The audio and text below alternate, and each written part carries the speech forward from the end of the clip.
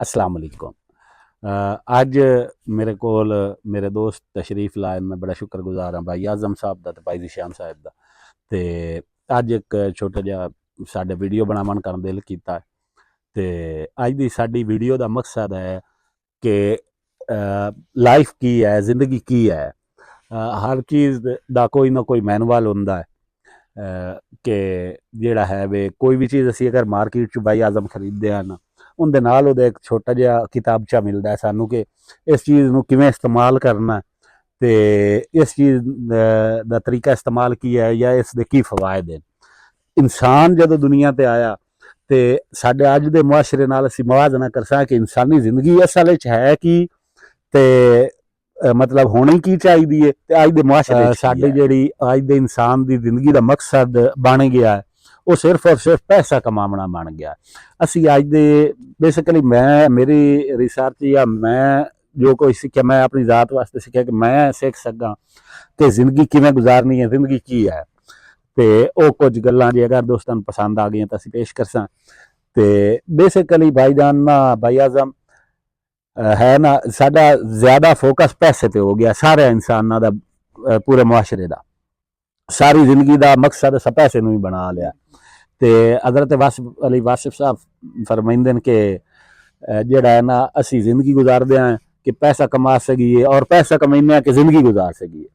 तो इस तरह अगर असी बचपन अपना याद करिए तो PTV ते आज़म साहब अजान लगती होंगी आ इशा दी, तो इशा दी अजान तो बाद एक हदीस जिहड़ा है ना सुनाइंदे हैं। हाँ जी, तो उनदे विच अक्सर ये हदीस पाक सुनी अपने बचपन दे विच कि जायदादें और जागीरें ना बनाओ वरना तुम दुनिया ही के होकर रह जाओगे। और साडे कोल बेहतरीन जिहड़ा लाइफ पैटर्न है, बेहतरीन जिंदगी का अमली नमूना जिहड़ा पेश किया गया अल्लाह रब्बुल इज़्ज़त की तरफों है हजूर पाक सल्लल्लाहु अलैहि वसल्लम दी हयात मुबारका। तो सानू हजूर पाक सल्लल्लाहु अलैहि वसल्लम की जिंदगी तो भी सीखना चाहिए है और वो ही असल मोटिवेशन है। मतलब अगर साडे नौजवानों किसी तो पूछा जाए कामयाबी की है जिंदगी, तो कोई लोग सिर्फ पैसे में ही कामयाबी गिनते हैं। मैं समझदा कि फिर पैसा कमा लेना कामयाबी नहीं है।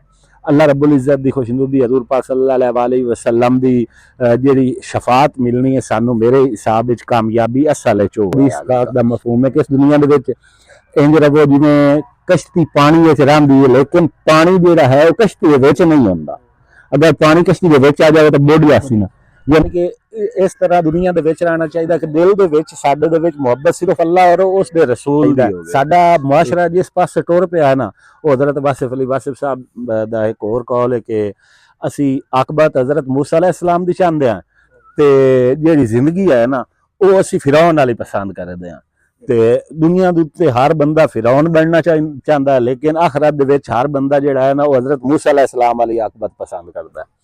तो इस तरह मतलब जिंदगी दे विच अगर असी प्रायोरिटीज़ की वंड करिए कि तरजीहात की हैं जिंदगी दी और किहड़ी तरजीह किहड़े नंबर ते है, तो मेरे ख्याल दे विच फस्ट प्रायोरिटी जदों असी अल्लाह रब्बुल इज़्ज़त नूं मान लैना है तो साडी जिंदगी दे तकरीबन 99% जिहड़ियां परेशानियां कम हो जाणगियां। असी बेसिकली अल्लाह दी जिम्मेदारियां जिहड़ियां ना असी अपने मोढियां ते लै लैंदे हां। फॉर एग्जाम्पल रिज़्क है वो अल्लाह रब्बुल इज़्ज़त की जिम्मेदारी है।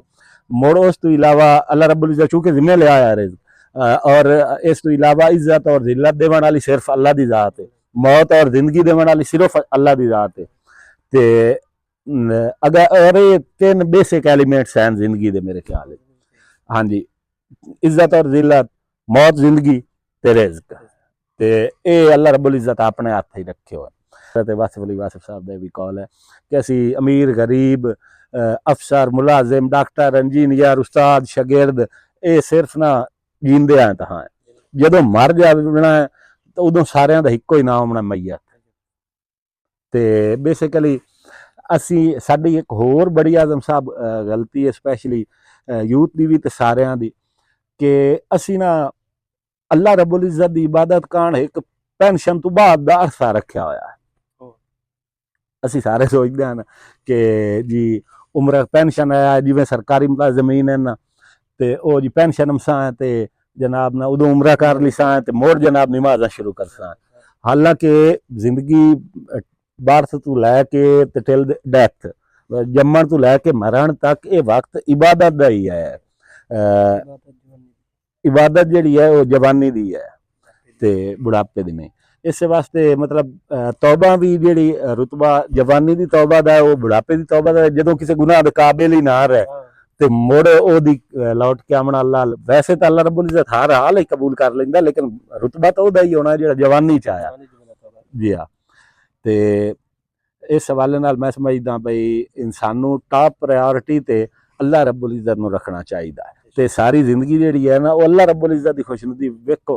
असी अगर बेसिकली साडी जिंदगी का एक छोटी जी मिसाल है कि असी एक फिल्म वेखदे आ नाज़म, ते ओहदे विच ना 3 घंटे की फिल्म होंदी, ओहदे एंड ते ना सानू पता लगता है भई एक हीरो हा, एक विलन आ, ते एक जनाब ना मतलब हीरो की पार्टी आई, एक विलन की पार्टी आई, नंदा जनाब अखीर ते क्लैश होया, हीरो जनाब विलन ते पारा होया। इस तरह साडी जिंदगी है। अल्लाह रब्बुल इज्जत फरमाइंदा भी एक शैतान दे वली हैं ते एक अल्लाह रब्बुल इज्जत दे वली हैं। जेड़े शैतान दे वली हैं वो उजाले चू तारीकी दा सफ़र कर रहे हैं, और जेड़े अल्लाह दे वली हैं वो तारीकी चू उजाले दा सफ़र कर रहे हैं।